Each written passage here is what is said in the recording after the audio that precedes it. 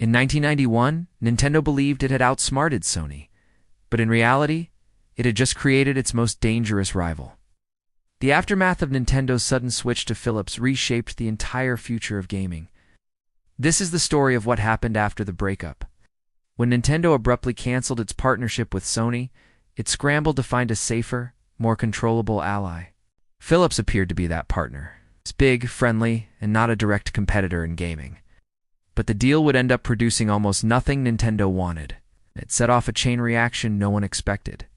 Nintendo and Philips drafted a contract promising collaboration on CD-ROM technology. But months passed, and then years, with no real progress, no hardware, no prototype.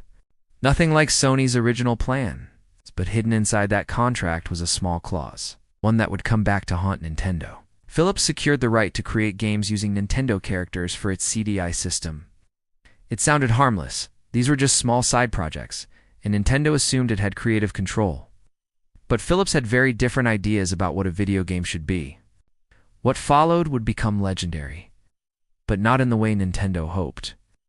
Philips produced a series of bizarre, clunky, unintentionally hilarious games starring Nintendo's most beloved characters. With awkward animation and questionable design, these titles became a punchline in gaming culture. To this day, Nintendo pretends they never happened. The CDI itself was no savior.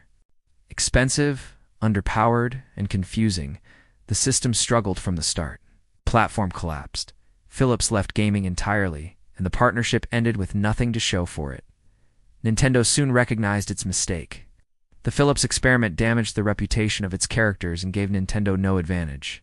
Meanwhile, Sony, angry, motivated, and now free, was building something extraordinary. Sony pushed forward with the PlayStation, built on CD-based tech and developer-friendly tools. It offered 3D graphics far ahead of Nintendo's.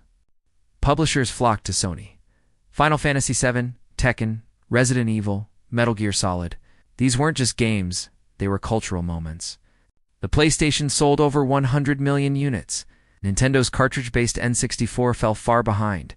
It all stemmed from that single choice, the decision to betray Sony and turn to Philips. A Nintendo-Philips partnership produced no innovation, no hardware, and no victories. In trying to avoid a threat, Nintendo created one.